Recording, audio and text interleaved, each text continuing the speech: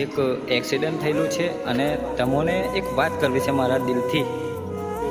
દોસ્તનું accident જોવા પહેલાં બાઇકનું ખોબલું જોઈ શકો છો અને હાલત જોઈ શકો છો.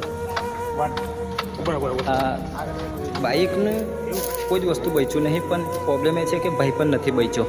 તો મારું બધાને બે હાથ જોડે રિક્વેસ્ટ છે કે તમારું કોઈ ઘરે રાહ જોઈ રહ્યું છે, મા બાપ ભાઈ બહેન, તમારો પરિવાર, તમારી સહેજ થોડી વધારે ફાસ્ટ ગાડી ચલાવવાની સજા એમને પણ મળે છે. તમે તો જતા રહો છો, પણ એમનું દુઃખ બહુ ટાઈમ લગીને એમના દિલમાંથી નથી નીકળતું. તો મહેરબાની કરીને ગાડી ધીરે ચલાવો. બસ કોઈને ખોટું બોલાય તો માફ કરજો, પણ ગાડી ધીરે ચલાવો, કારણ કે આ તમે હાલત તો જુઓ. એક એક્સિડન્ટ થયેલું છે અને તમને એક વાત કરવી છે મારા દિલથી. દોસ્તનું એક્સિડન્ટ જોવા પહેલાં બાઇકનું ખોબલું જોઈ શકો છો અને હાલત જોઈ શકો છો.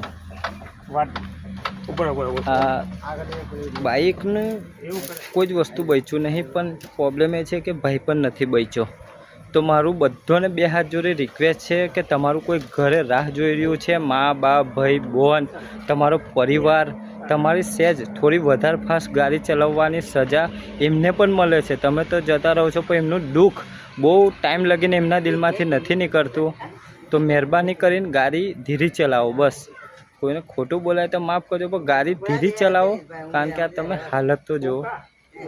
આ તો ભલે બાઇક તો ભલે ખલાસ થઈ જાય, આવી તો 10 બાઇક જીવતા રહેશું તો લેશું, પણ એ ભાઈ પણ આ દુનિયામાં નથી. અને ચાલો.